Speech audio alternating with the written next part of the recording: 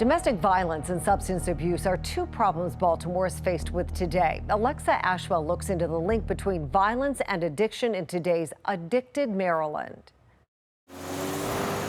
Like North Avenue and Orleans Street, there's a parallel running through Baltimore.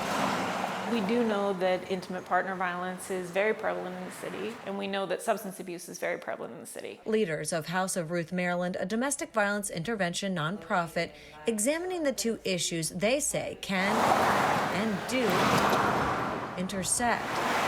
Director of Survivor Engagement Janice Miller first pointing out the rise in cases of domestic violence. We saw about a 6.5 per day increase in the number of survivors contacting the police, as well as the increase in overdoses due to substance abuse. Compared to 2019, opioid-related fatalities increased 18% in 2020. So we know that there's an increased substance use and fatalities as a result in the general area. Why? Health leaders attribute both not to one another, more so the pandemic.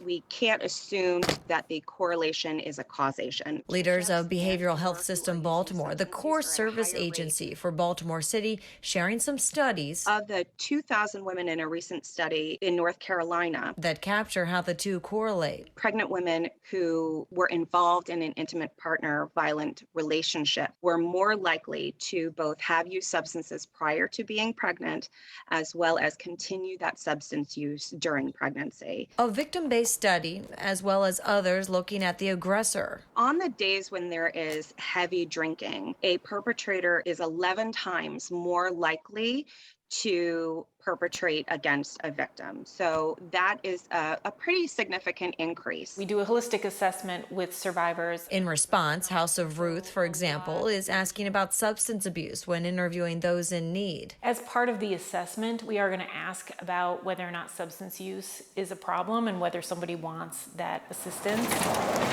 Addressing two parallels to avoid collisions should the two intersect. That all needs to be addressed together.